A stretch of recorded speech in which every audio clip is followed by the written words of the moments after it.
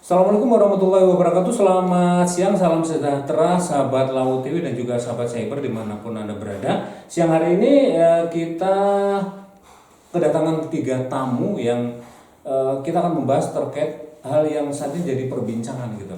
Kita masih wait and see terkait Koperasi Merah Putih ya. Masih banyak simpang siur ya pemahaman terkait Koperasi Merah Putih itu seperti apa dan sebagainya. Nah, kita akan membahasnya dengan 3 narasumber kita. Ada Mas Tatak selaku PIC Mas ya. Iya. PIC untuk pembentukan Koperasi Merah Putih gitu Mas ya. Iya. Oh, siap. Ada juga Pak Agung. Siap, Pak Agung. Ya, Selaku tenaga ahli Pak ya di Kabupaten Magetan untuk pembentukan Koperasi Merah Putih. Dan juga Pak Heru. Iya. Ya, Pak Heru selaku apa Pak Heru? Koordinator kabupaten. Koordinator kabupaten. Jadi lengkap. Anda yang pengen tahu seperti apa sih Koperasi Merah Putih nanti, ya, kita diskusikan sekarang. Jadi untuk kita sudah berjalan Pak Tatang. Iya. Kalau dari pantauan sendiri terkait polisi kemudian pelaksanaan di lapangan sendiri pembentukan Koperasi Merah Putih seperti apa? Yang saya tahu ini masih ada juga desa yang masih bingung, masih rapat pembentukan untuk pembentukan pengurusnya dan sebagainya. Ada yang sudah mungkin sampai di untuk pembentukannya, pendiriannya dan sebagainya. Kalau sejauh ini seperti apa Pak Tatang? Iya, sejauh ini pembentukan kepengurusan koperasi itu di wilayah Kabupaten Magetan sudah berjalan lancar. Kemarin sudah terakhir terbentuk itu sampai tanggal 28. Itu semua desa dan kelurahan, kalau nggak salah totalnya sekitar 235. 207 desa, sisanya kelurahan. Ya, mohon maaf, untuk kelurahan itu memang saya belum pasti tahu jumlahnya, karena kita hanya fokusnya di desa. Gitu ya. Kalau untuk 207 desa itu semuanya sudah melakukan satu pembentukan koperasi desa Merah Putih. Kalau proses artinya dari pembentukan ke pendirian itu ada perbedaan atau apa? Untuk pembentukan dan pendirian ini sebenarnya prosesnya sama. Cuman pendirian ini kan nanti tahapan berikutnya kan kita untuk menotariskan. Koperasi itu kalau sudah terbentuk kemudian nanti di badan hukum kan ke notaris. Dan ini sudah terkondisikan semua oleh birokrasinya. Juga sangat luar biasa birokrasi Magetan. Kooperatifnya, gercepnya, kompaknya semuanya sangat mendukung. Memang ada salah untuk kapan sih sampai semuanya selesai gitu untuk pembentukan? Kalau untuk proses pusdesusnya untuk pembentukan sudah selesai semuanya. Tinggal mengurus ke badan hukum, ke notaris. Nah, ke notaris itu juga alhamdulillah notarisnya juga sangat cepat responnya. Begitu musdesus itu sudah selesai dan di wilayah setiap kecamatan itu sudah ada plotnya notaris-notaris yang bertindak di situ. Sehingga pada saat sudah musdesus, notaris itu sudah bisa masuk, ya kan, kemudian menyampaikan persyaratan-persyaratan untuk badan hukum. Itu dia. Ada Kira-kira untuk estimasi tergantung kecepatan, ya. Itu paling lama prosesnya 3 hari. Karena persyaratan untuk notaris itu sebagian sudah tercukupi pada saat musdesus, seperti kayak berita acara pendirian, berita acara musdes, kemudian dokumentasi, itu sudah semuanya sudah tercukupi. Tinggal nanti untuk akte notaris itu aktenya yang berwenang adalah mengisi adalah notaris sendiri. Kalau dilihat dari grassroots-nya, saya ingin ke Pak Agung dong. Pak Agung, sejauh ini seperti apa yang terekam di masyarakat Pak Agung terkait pembentukan ya gue banget dengan karena beberapa desa ini udah bingung setiap malam mungkin bisa rapat gitu. Ini seperti apa Agung dari di lapangan sini Pak Agung? Kalau di pembentukan ini karena memang akhirnya harus berkolaborasi. Semua stakeholder berkolaborasi dalam rangka mempercepat pembentukan itu. Sehingga mungkin masyarakat agak tergopoh-gopoh memahami itu, karena memang ini target di awal sebelum 12 Juli itu harus sudah terbentuk berdiri koperasi di 80.000 desa. Itu targetnya dari Pak Presiden Pak Prabowo. Alhamdulillah walaupun tergopoh-gopoh tapi pada akhirnya terbentuk semua Mas. Dan ini dalam proses pendirian seperti Mas Tatak tadi bilang. Dan lama-kelamaan kita sama-sama wait and see, tapi masyarakat sudah makin lama pahami bahwa antara pembentukan koperasi berharap di masa yang akan datang akan bermanfaat bagi mereka. Di awalnya ragu, kemudian ada sedikit titik terang, kemudian ke depan mungkin harapan yang diperlukan dari masyarakat. Ya. Ini mulai timbul ya harapannya, waduh ini bakal bermanfaat untuk kesejahteraan masyarakat seperti itu ya. Ada geliat untuk itu. Ya. Kalau terkait ini Pak Hari, nah saya ke Pak Hari dong. Pak Hari, ini kan Pak Heru ya. Pak Heru, ini kan 80.000. Ini banyak banget gitu. Nanti deadline-nya ya sebenarnya dari 12 Juli nanti harus selesai semua ini. Bisa nggak tercapai gitu? Ini Mas Koco, Mas terkait dengan apa yang tadi sudah disampaikan oleh Mas Tata Mas Abdul. Jadi progres musyawarah desa khusus Kecamatan Magetan sudah 207 per hari ini ya. 207 desa dan 28 kelurahan, itu total 237 sudah selesai semua.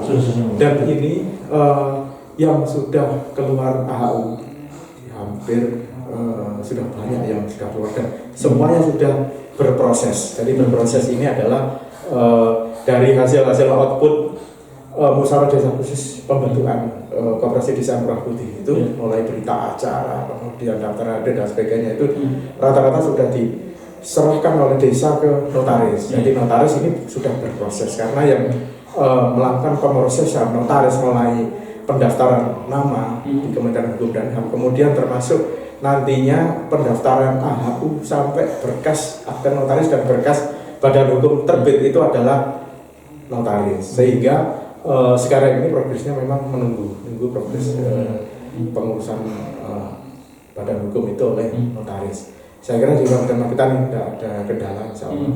Dengan harapan seperti yang jenengan sampaikan tadi, masyarakat itu berharap banyak. Artinya dengan adanya koperasi ini berharap perekonomian yang ada di desa menjadi lebih terungkit, lebih meningkat, bersimbiosis dengan BUMDes yang sudah ada. Jadi di sini tidak saling meniadakan tapi saling mengisi ya.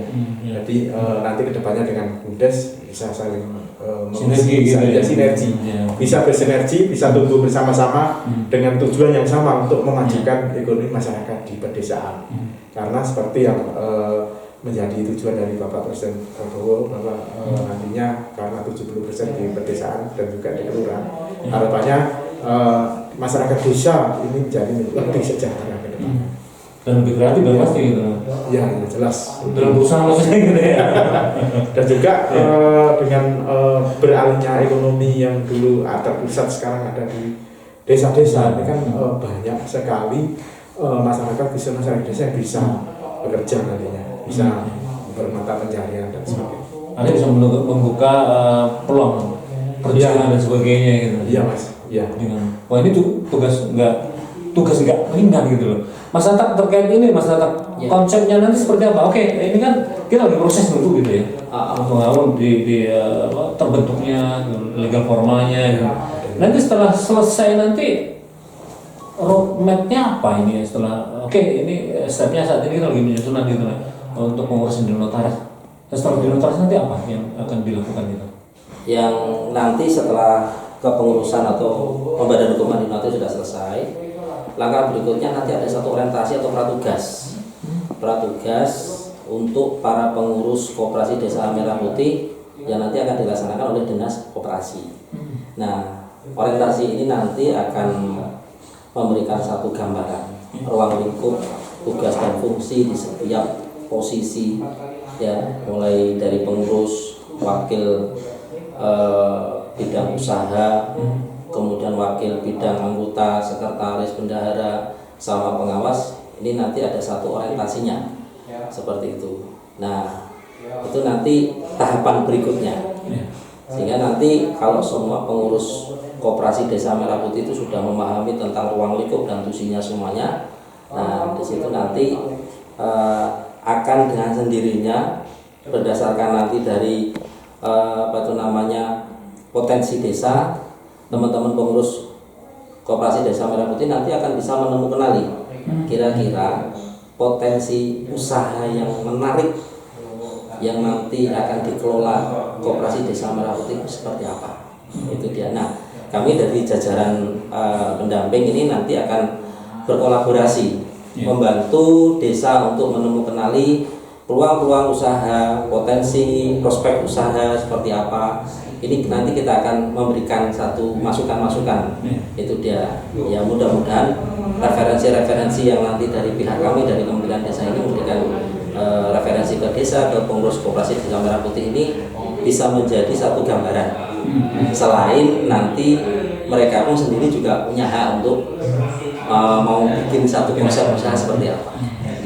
Tapi yang pasti tetap orientasinya adalah kebutuhan segmen pasarnya. Karena penting banget orientasi itu gitu ya. Iya. Ini orientasinya nanti bentuknya apa? Mungkin pelatihan, seminar atau apa? Yang pasti akan berbentuk pelatihan. Pelatihan. Itu dia.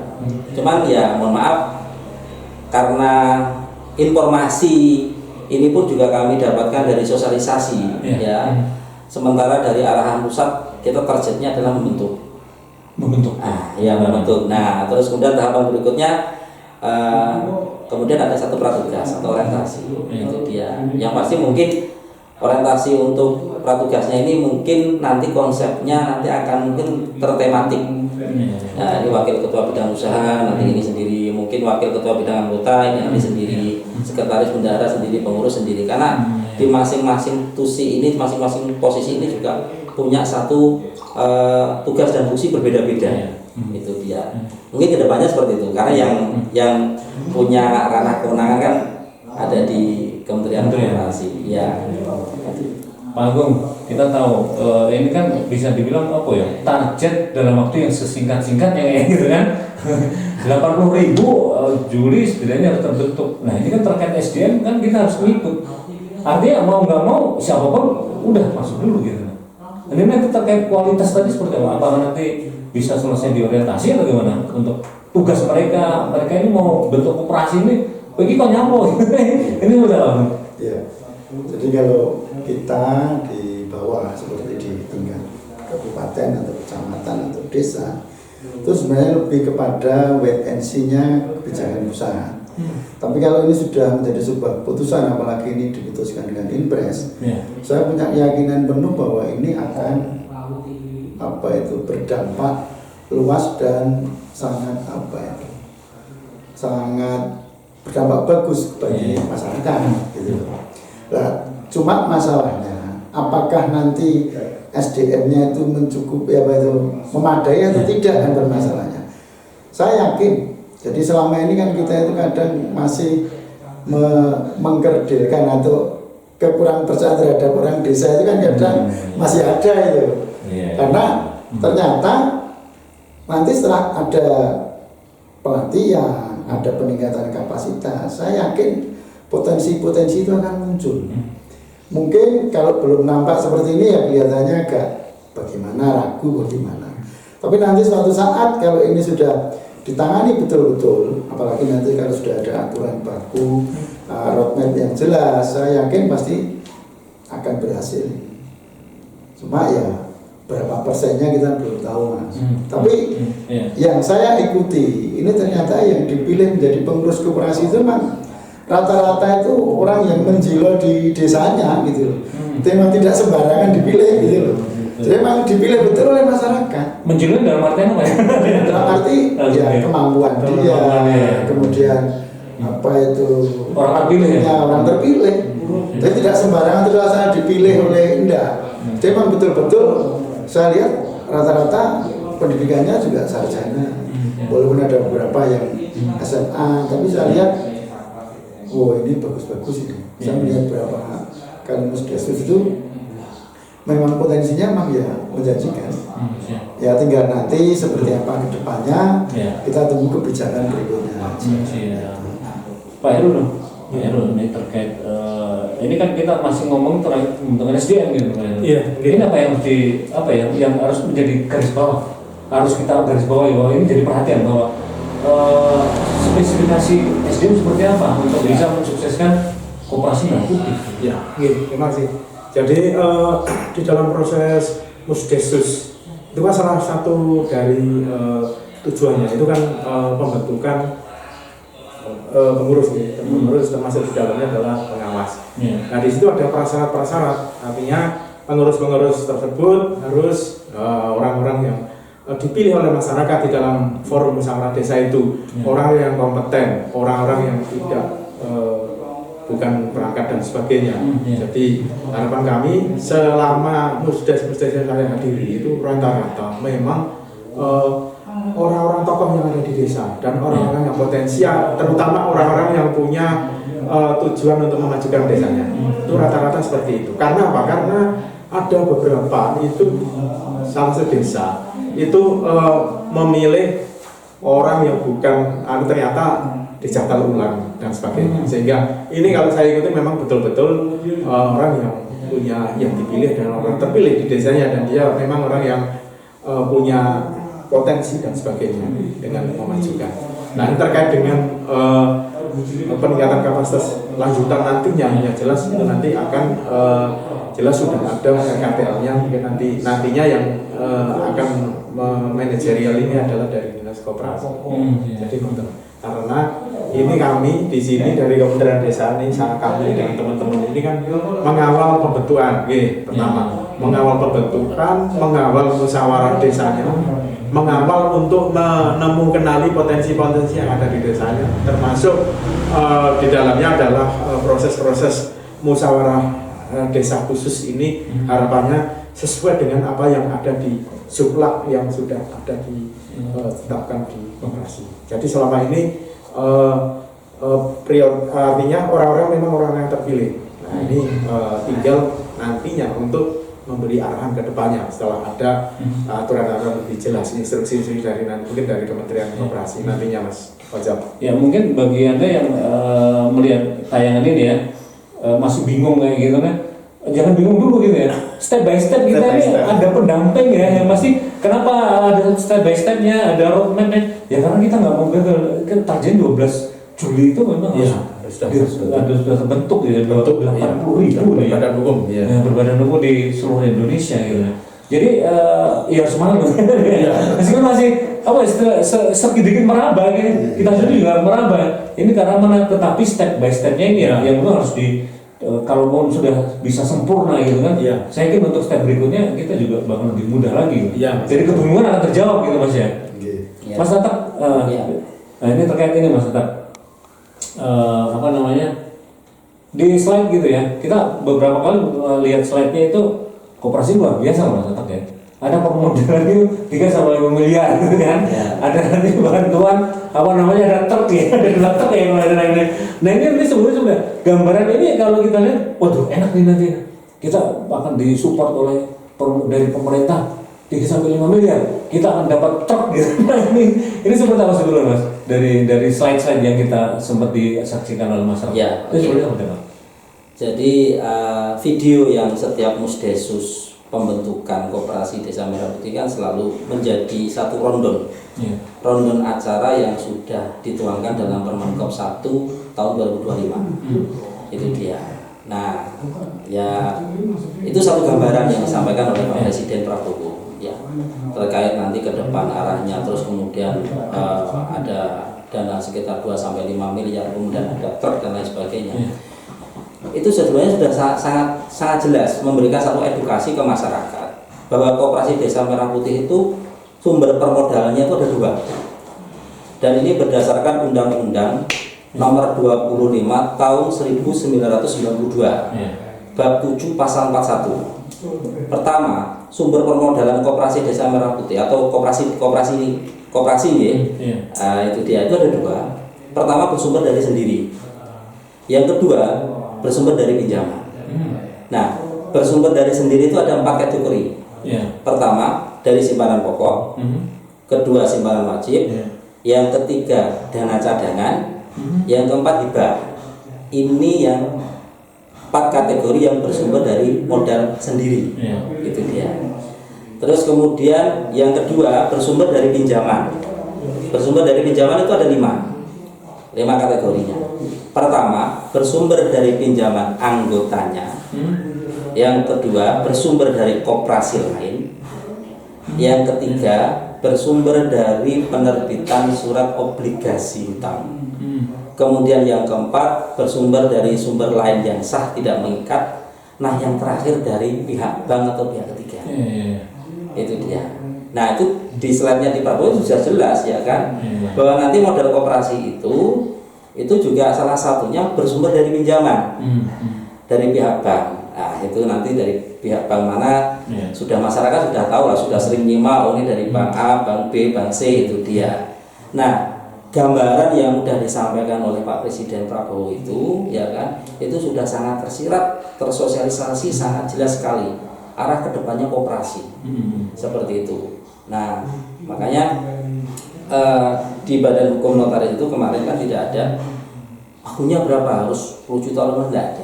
Ya, apa yang menjadi simpanan pokok dan simpanan wajib waktu ditentukan dalam Musdesus itulah yang nanti akan menjadi persyaratan untuk membadan hukumkan.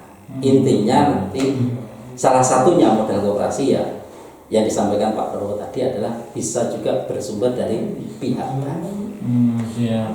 Jadi mungkin bisa saya perjelas bahwa iya benar 2-5 miliar gitu. Tapi caranya tidak digelondongkan 2-5 miliar gitu ya. Kalau itu nanti itu kan grand besarnya ya. Yang pasti ada satu tahapan-tahapan. Yang pasti nanti seperti yang dikatakan Pak Gun tadi ya kan, itu pasti nanti kita ada satu regulasi. Setelah ini selesai baru nanti mungkin tahapannya seperti apa, pola nanti pinjaman itu diatur, pasti nanti ada regulasi lagi. Itu dia, ada regulasi lagi, petunjuk lagi untuk mengakses permodalan nanti seperti apa. Saya ke Pak Agung, ini kan apa ya, bisa dibilang kalau 18 kementerian bergabung membentuk Koperasi Merah Putih ini senjata yang luar biasa banget. 18 kementerian itu banyak banget, bisa dibilang usaha atau apapun ya, yang dari sumber keuangan juga banyak banget gitu. Nah, sebenarnya kalau apa sih yang nanti diharapkan dari koperasi dengan adanya 18 kementerian yang bergabung membentuk Koperasi Merah Putih? Apa yang akan dilakukan oleh koperasi nanti? Ya, artinya kan sebenarnya koperasi itu menjadi sangat penting bagi percepatan peningkatan kesejahteraan masyarakat. Sehingga perlu digerakkan semua SKPD yang ada atau kementerian yang ada 18 itu.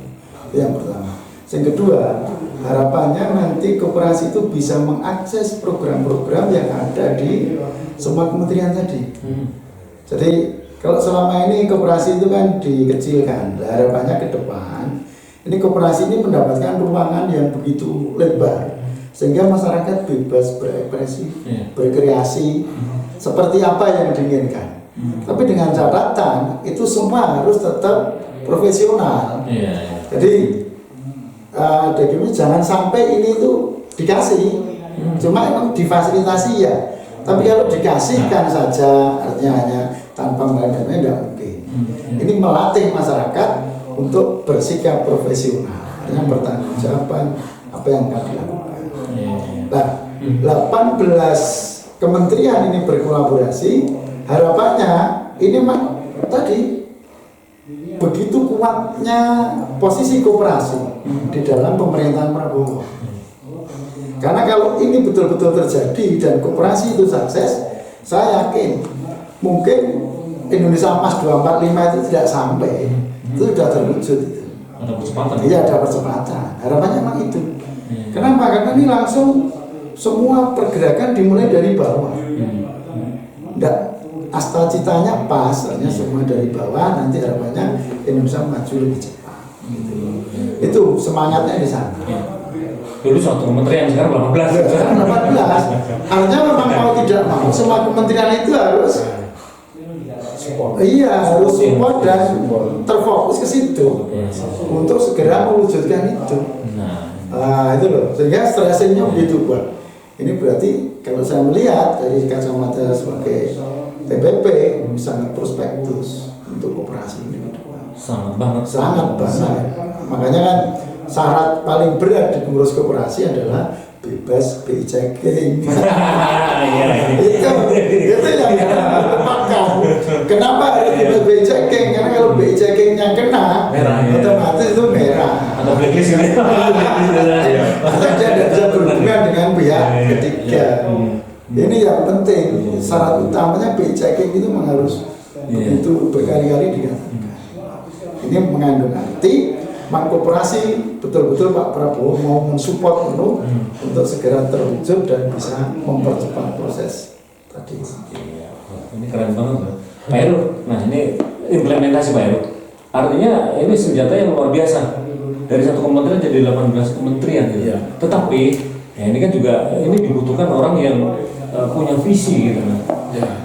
Nah ini nanti dari 18 kementerian ini apa aja yang perlu diperhatikan oleh koperasi nanti Pak? Apa yang apa ya bisa dibilang setelah terbentuk nanti aku yang mau ngapain dari 18 kementerian itu? Jadi setelah terbentuk ini kan kita mendapatkan RKTL atau target. Artinya di bulan Juni, ini akhir Juni, ini targetnya adalah semua koperasi yang sudah terbentuk harus sudah berbadan hukum gitu. Sekarang khususnya kita bicara di Kabupaten Magetan saja, kita sudah semuanya sudah berkas sudah masuk ke notaris, sehingga nanti harapannya ini sudah berproses semua dan beberapa banyak puluhan itu sudah keluar AHU-nya atau badan hukumnya. Terus dari kenapa 18 kementerian yang memang seperti tadi disampaikan Pak Agung. Jadi Pak Prabowo tidak main-main terkait untuk memajukan perekonomian desa, salah satunya di desa itu. Hingga 18 kementerian itu berkolaborasi dalam rangka untuk mensukseskan memajukan perkoperasian di Indonesia ini, khususnya di desa di Kabupaten Magetan.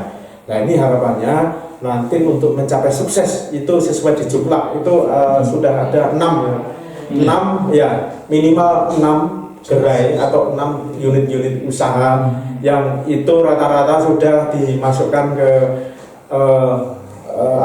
ke notaris, yaitu yang namanya KBLI itu ya.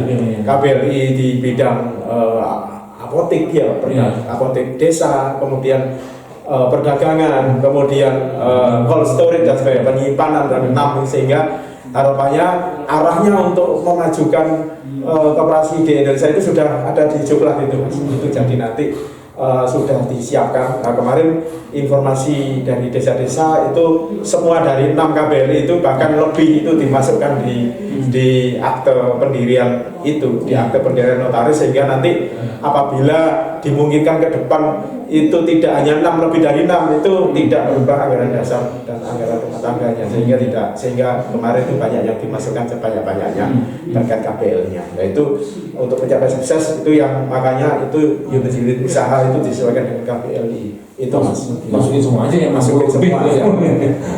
Ya. Ini memang untuk fleksibilitas gitu ya. Iya, nanti supaya tidak merubah lagi kalau misalkan ternyata di perjalanan ternyata ada potensi, ada desa itu yang mau dikembangkan melalui koperasi. Gitu Mas. Iya. Artinya ini kesempatan yang baik sekali gitu. Bagus, diberi kemudahan juga termasuk di dalamnya ini untuk kepengurusan badan hukum ini sangat diberi kemudahan oleh pemerintah. Jadi termasuk notaris-notarisnya ini sudah disiapkan. Ini targetnya itu 3 hari Mas. Setelah 3 hari itu targetnya 3 hari berkas masuk, kemudian itu kan didaftarkan dulu terkait dengan namanya. Kalau namanya oke, keluar nama, kemudian langsung memasukkan berkas untuk AHU dan sebagainya. Mas Tatak, ini kan begitu istimewanya Koperasi Merah Putih ada 18 kementerian ini. Ini terus nasib koperasi yang bukan Merah Putih seperti apa nih Mas Tatak? Koperasinya seperti apa? Apakah nanti itu sama dengan koperasi yang diberikan oleh Merah Putih, kewenangan dan sebagainya? Kalau untuk nasibnya koperasi selain Merah Putih ya itu kan juga dinamikanya banyak ya. Ada yang sehat, ada yang tidak sehat ya kan. Yang pasti pengelolaan koperasi itu berdasarkan dari struktur organisasinya kan berdasarkan rapat anggota.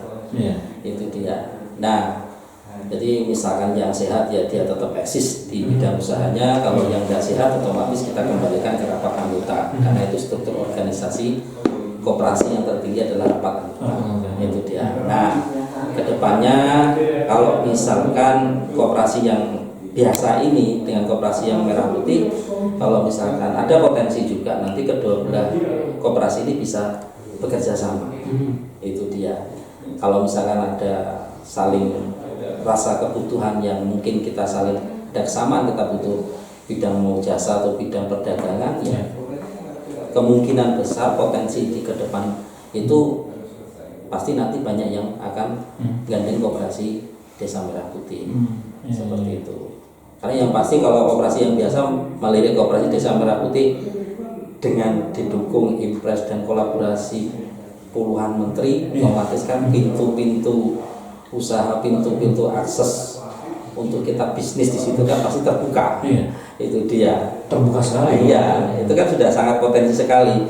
Kita mau datangin pupuk, kita mau bisnis apa, itu kan pasti banyak. Wah, ini kayaknya menarik itu. Nanti pastilah koperasi lain itu juga akan melihat progresnya koperasi Desa Merah Putih, potensi sekali ke depan nanti bisa kerjasama.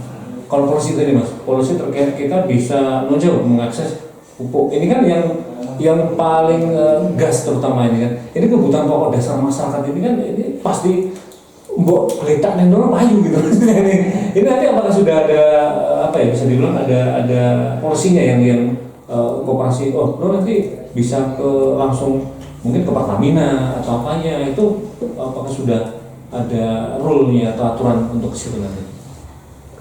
Yang pasti kalau sudah tersosialisasikan seperti itu, apalagi kolaborasi dengan 18 kementerian itu, yang pasti itu konsep besarnya itu sudah ada. Sudah ada ya? Ya, tinggal saat ini pemerintah pusat itu kan intinya memberikan satu tahapan demi tahapan, itu dia. Dan tahapan demi tahapan itu yang pasti karena ini adalah satu visinya presiden, ya kan, otomatis, ya kan, yang kena dampak impres nomor 9 tahun 2025 ini kan pasti sudah menyiapkan satu juknisnya, menyiapkan satu regulasinya, kemudian perizinannya, itu dia. Yang penting sudah tertata. Makanya ya wajar karena kan sebatas sosialisasi kemarin kan hanya dibentuk itu aja, normatif orang itu pasti pikirannya pasti traveling kemana-mana, itu sudah normatif gitu dia. Dan sebenarnya pun kami pun juga sama, pikiran saya pribadi pun juga traveling kemana-mana. Iya, traveling kemana-mana itu sudah normatif. Makanya kita ikuti dulu tahap demi tahap, ya kan. Nah, kalau nanti semuanya langsung kita berikan gini, bingung. Itu ya. Saat ini 1 sampai 3 dulu. Nanti langkah 4 sampai itu pasti itu ada tahapannya. Tinggal kita tenang aja, sabar, ya toh. Ikuti proses. Ikuti prosesnya sudah menjadi roadmap-nya pusat. Jangan dari step 1 kemudian step 4 gitu. Nanti nggak selesai, bingung pastinya. Ya kan? Ini step 1, nanti 2, nanti pikirannya. Makanya cerdasnya pemerintah pusat kan step ini dulu 1 sampai 3. Oke, sudah selesai, baru step berikutnya lagi 4, 5, 6. Oke, step berikutnya lagi. Nah, itu dia. Pak Agung, saya sendiri sudah mengembara kemana-mana dengan 18 kementerian ini sudah, waduh saya ini bisa kemana-mana di sisi lain gitu. Nah, ada kemudahan dan sebagainya. Ini mungkin ada gambaran Pak Agung bahwa 18 kementerian itu nanti ada aturan dan batasan juga gitu. Kita bisa mengakses umpamanya saya beberapa desa sudah merancang di Pak Agung gitu. Nah, sudah menghitung bahkan gitu. Nah, kebutuhan gas warga saya sekian. Sudah ada yang mulai menghitung Pak Agung. Ini ya mungkin ada gambaran ya, kita meskipun belum stepnya ke sana, ini ada gambar sedikit Pak Agung seperti apa nanti menghadapi seperti itu. Ya kalau yang jelas semua usaha yang mau dijalani koperasi itu memang harus visible. Itu syarat utamanya visible itu, kelayakan. Layak tidak dari si usaha. Kalau layak dari si usaha, visibility study-nya masuk, dan nanti ada pihak ketiga yang bisa diakses permodalan itu. Baru itu jalan. Jadi tidak sembarangan terus tanpa visibility study, tanpa kelayakan tiba-tiba mengajukan ini dan itu ya tetap itu tidak bisa. Dasarnya tetap profesionalisme. Profesionalisme usaha itu berarti kelayakan usaha. Jadi misalkan ya Mas tadi bisa saja, cuma kelayakan usahanya pemanfaatannya untuk apa, perhitungannya seperti apa. Dan sama lembaga lain bagaimana, bisa enggak? Bisa, sangat bisa, apalagi dengan koperasi yang lain, sangat bisa. Artinya tapi itu tetap dalam koridor B2B, business to business. Tidak bisa terus gandeng ini teman saya buat tolong udah. Itu tetap prinsipnya B2B. Nah itu yang perlu dicatat. Iya. Boleh bersemangat, boleh bertraveling, bahasanya Mas Tatan tadi boleh, dan harus, cuma itu landasannya tetap harus feasibility study. Ini yang paling penting. Kalau enggak, ya enggak akan pihak ketiga enggak ada yang mendanai. Gitu. Ini yang paling penting di situ, Mas. 18 lembaga kementerian itu saya yakin pasti dia akan membuat judi jeplak sendiri-sendiri. Tapi tujuannya tetap memperkuat posisi merah putih. Boleh traveling berangan boleh, tetapi ikut step dulu. Iya, artinya kita harus ini melatih kita untuk profesional. Profesional itu ya tadi sisi bisnis berarti harus feasibility study-nya harus masuk. Kalau enggak ya saya kira sulit juga. Tapi ya boleh-boleh aja lah untuk persiapan gitu. Nah itu saya punya 60 rancangan usaha gitu kan. Memang itu harus. Artinya itu kita sudah mulai berhitung. Dan itu yang diharapkan oleh Pak Prabowo, bahwa masyarakat sudah mulai menghitung kebutuhannya berapa, kemampuannya seperti apa. Itu mulai menghitung dirinya sendiri dan kebutuhan komunitasnya, kelompoknya. Sehingga dengan itu akan mudah. Alokasi misalkan. Kalau selama ini mungkin gas di desa A penduduknya hanya 1.000 misalnya, tapi kebutuhan gas kok melebihi target. Ada apa ini kan pertanyaan begitu. Jangan-jangan ini tengkulak semua. Dengan seperti itu dipetakan seperti itu akan jelas alokasinya. Yuk dijatah sekian karena pemetaanmu alokasinya sekian. Nah, dengan itu akan memperjelas pola produksi, pola distribusi akan terbentuk dari situ. Artinya ya itu tadi. Ya boleh hasil kreativitas loh ya. Harus. Ada punya persiapan kita gitu ya. Iya. Jadi buat Anda yang mungkin punya kreativitas ya, karena banyak sekali suka dari 7.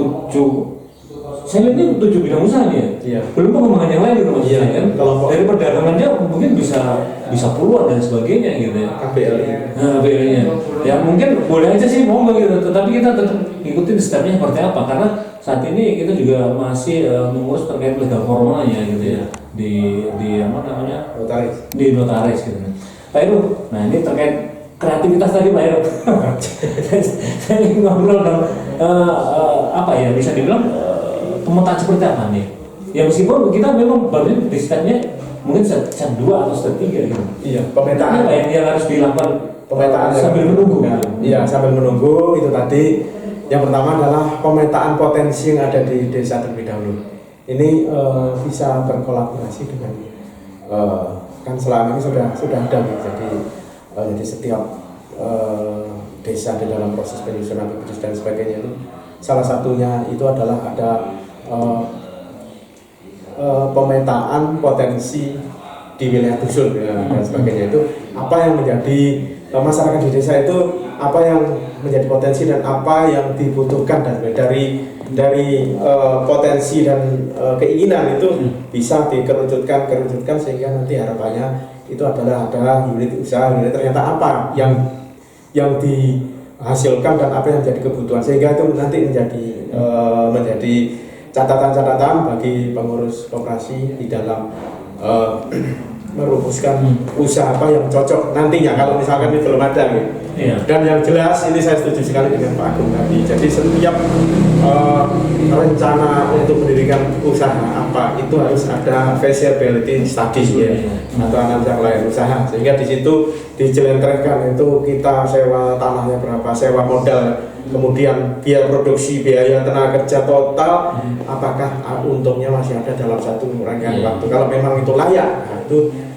bisa dilakukan salah satu item usaha nanti yang akan dilakukan oleh koperasi. Yang jelas, yang pasti ada itu kan gas sama pupuk ya. Pupuk ya. Karena dari sisi yang potensi itu, karena dari hasil kami mengikuti sosialisasi yang disampaikan oleh dari Dinkom itu adalah dari Provinsi Jawa Timur nanti minimal dua itu yang akan di drop di masing-masing koperasi. Yang jelas itu. Karena itu langsung menyentuh kepada masyarakat pasti gitu. Pupuk. Jadi itu Mas. Jadi menurut saya itu. Ya. Jadi boleh aja berkreasi, boleh gitu ya? Boleh, harus. Harus gitu ya. Tapi tunggu dulu karena stepnya belum sampai ke situ gitu.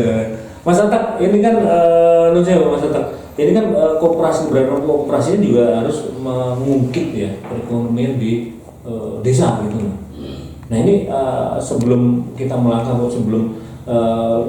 ke step berikutnya, ini apa yang harus digambarkan gitu untuk bisa punya gambaran dulu deh bahwa koperasi ini nanti bisa mengungkit perekonomian yang ada di desa gitu.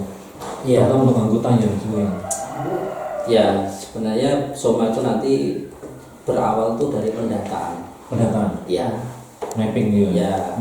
Soma kan harus berawal dari pendataan dulu, ya kan. Nah, dari sumber pendataan nanti di desa, misalkan pendataan di sektor kelompok tani, kemudian di kegiatan UMKM, ya kan. Terus di berbagai bentuk kegiatan ekonomi yang ada di desa, ya kan, supaya nanti koperasi ini bisa memberikan support, ya, artinya tidak mematikan usaha yang sudah dirintis oleh masyarakat.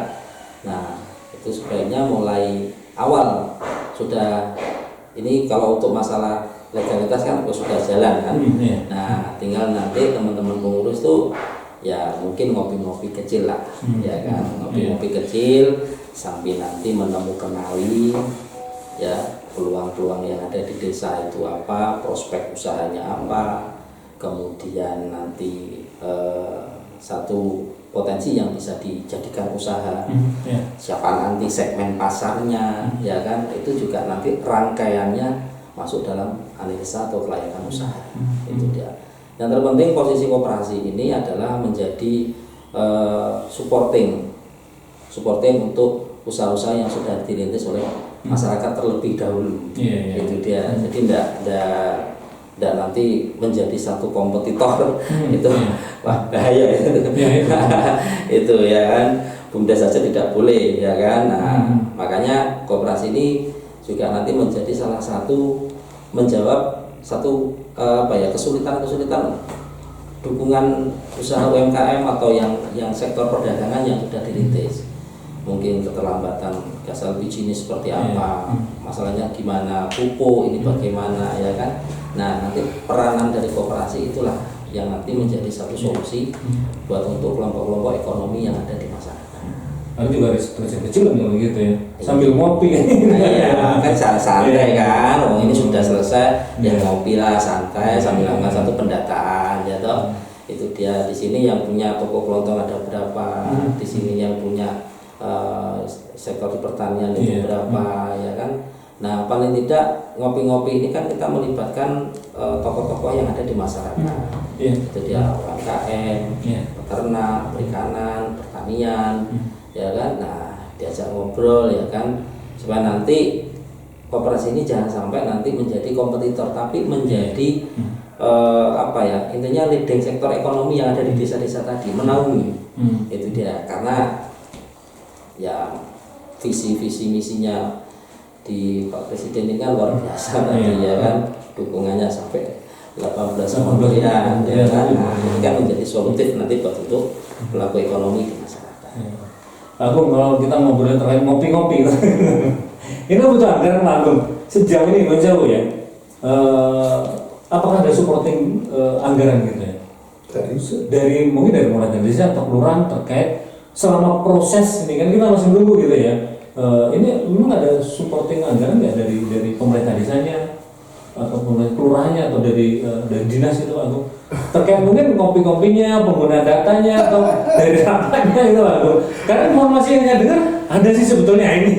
Cuman saya belum jelas seperti apa gitu untuk dari sisi pelaksanaan dan polisinya.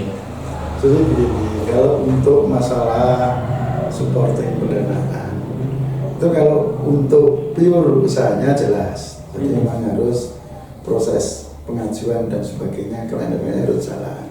Cuma untuk menuju ke sananya atau selama menunggu proses ini berjalan dengan baik, itu kan perlu pembiayaan yang sebenarnya itu bisa dialokasikan lewat desa. Kalau desa mau kan begitu. Karena ini kan di tengah jalan, sehingga untuk pengalokasian mungkin harus menunggu di perubahan atau bagaimana. Cuma secara prinsip hal yang mendorong untuk desa itu maju, saya kira desa wajib mendorong itu. Kan sangat keliru kalau ada warganya kreatif untuk mendorong kemajuan desanya lebih cepat. Kok tidak didukung itu kan berarti secara filosofinya ini sudah ada yang benar gitu. Sehingga kalau saya sebagai kades ya akan saya dukung. Ada beberapa desa yang saya mendengar bisa ini ada anggaran Mas untuk membuat operasi 20 juta gitu loh. Tetapi penggunanya adalah ya mungkin untuk pengurusan dokumen dan sebagainya. Tetapi menurut saya ini dari sisi pertanggungjawabannya masih pihak desa. Ini seperti porsinya seperti itu. Saya kira jelas. Jadi kalau untuk modal awal operasi itu pendapat saya itu boleh dan itu posnya jelas tuh di pembelanjaan di bidang pemberdayaan masyarakat itu ada alokasi di sana itu. Jadi hibah untuk UMKM dan koperasi itu ada itu posnya. Nomor rekeningnya juga ada. Ada kode rekeningnya ada. Oke. Ada bentuk hibahnya. Ya, artinya itu penyertaan modal untuk koperasi. Sebagai bentuk apa? Sebagai bentuk bahwa desa itu mendorong penuh, supporting penuh terhadap suksesnya koperasi ini. Yang kedua, supporting bahwa ini itu koperasi desa. Karena mau tidak mau itu ini terikat dengan desa. Nah, kalau tidak ada penganggaran mengarah ke sana, bagaimana mengaku yang kita tidak ikut campur kalau mengaku itu milik desa? Kan jadi lucu. Sehingga misalkan kayak ada yang 15 juta, ada yang masih hanya sebatas apa itu pendirian. Kalau hanya pendirian itu malah justru saya mempertanyakan kalau hanya pendirian itu masuk modalnya di mana? Kan di pembukuan nggak ada itu pendirian masuk modal, kan nggak bisa. Sehingga modal itu ya modal untuk kegiatan. Gitu. Rasa begitu. Jadi mungkin ke depan polisi-polisi dari pusat terutama terkait dengan DD, saya yakin pasti ada arahan untuk ke sana yang mendukung kesuksesan koperasi Merah Putih. Harus full ya dukungannya ini selamanya. Ya, kan ada sistematisnya juga gitu. Lembaga kementerian 18 loh Mas. Kalau tidak ada dukungan itu kan ngoyo-woro itu namanya. Dipertanyakan. Iya. Pak Eri, kalau terkait ini kan ada sanksi gitu ya. Kalau nanti nggak terbentuk, kalau ada kuartal waktu tertentu nggak terbentuk, ini bagi desa sebenarnya apa konsekuensi yang harus kita itu sanksi itu sudah ada dengan adanya surat edaran dari Kementerian Keuangan yang terbaru kemarin.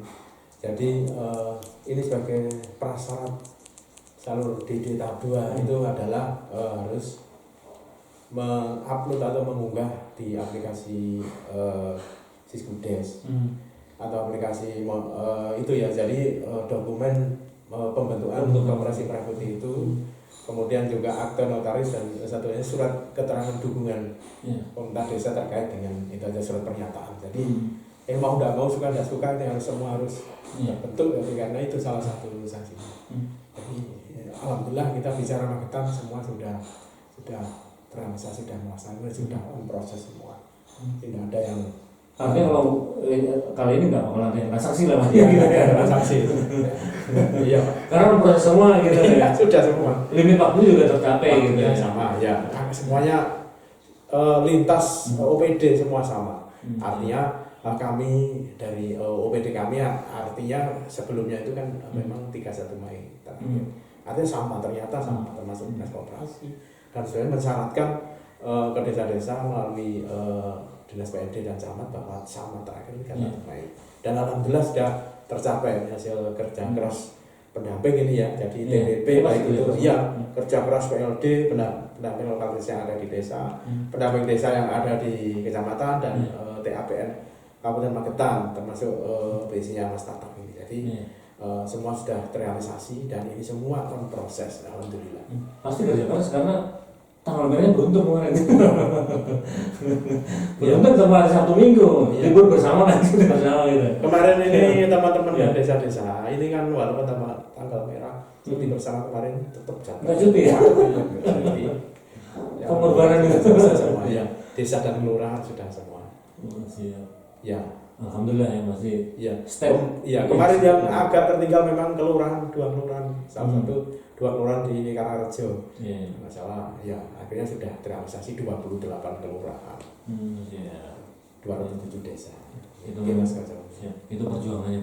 Mas Atak sebagai closing statement Mas Atak, nah, ini mungkin terkait harapan dengan selama proses ini dan mungkin sarannya kepada para pengurus dan desa ini seperti apa? Selama kita di step adalah bagaimana legal formalnya belum terbentuk. Ya kalau saran saya sih yang pertama ya ikuti aja prosesnya, sembari mengidentifikasi, melakukan satu pendataan ya, yang nanti rencana bisnis yang nanti akan dikelola oleh Koperasi Desa Merah Putih ya, sembari menunggu tahapan berikutnya ya nggak ada salahnya kalau hanya ngopi-ngopi saja ya kan, itu kan news. Coba anggaran nggak begitu banyak, yang penting kan substansi isinya ngopi itu, gitu ya. Tetap bersabar, ikuti prosesnya. Ke depan insya Allah kita nanti akan tahu tahapan berikutnya akan semakin lebih jelas lagi. Intinya sudah tidak usah ragu, santai mawon, diikuti saja prosesnya. Pasti ada clue. Nanti juga akan sampai tujuan. Itu. Karena memang ada pendamping di samping jenengan gitu, nggak usah bingung gitu. Iya. Ya itu memang desa-desa itu kan yang kenal kan memang dari jajaran kami pendamping desa. Ya kami nanti akan berusaha juga ikut membantu semaksimal mungkin lah, tanpa mengambil alih posisi. Mungkin nanti ke depannya mungkin ada pendamping koperasi kan ya alhamdulillah kan. Kan makin nyaman desa itu nanti didampingi oleh pendamping desa dan pendamping koperasi seperti itu. Tapi ke depannya saya nggak tahu seperti apa. Yang pasti pendamping desa tetap nanti posisinya mendampingi desa, fasilitasi desa, kontribusi desa, asistensi desa gitu. Karena kita stepnya masih segini, step lagi gitu. Iya. Pak Agung, sarannya dong Pak Agung sebagai closing statement Pak Agung, bagaimana? Salam kolaborasi untuk Koperasi Merah Putih. Wah, lupa kita tadi kayaknya Pak. Iya. Yes. Kenapa saya bilang salam kolaborasi? Karena tanpa kolaborasi dari semua pihak ini tidak akan jalan. Dan saya berharap semua pihak stakeholder di Magetan ini mendorong penuh terhadap suksesnya Koperasi Merah Putih. Kepada pengurus baru dan kepada pemerintahan desa khususnya, mulailah percaya kepada orang-orang kita sendiri yang di desa. Itu aja Mas. Harus percaya gitu. Iya. Ini penting ya. Percaya untuk bahwa kita mampu. Itu yang paling penting dari pemerintahan desa. Harus percaya. Iya. Lu dong, closing statementnya terkait pembentukan koperasi seperti Ya, apa? saya kira saya sama dengan Mas, karena yang ketiga sudah hampir kehabisan. Jadi salam kolaborasi Merah Putih. Saya sampaikan selamat kepada desa dan kelurahan yang sudah terbentuk Koperasi Merah Putih.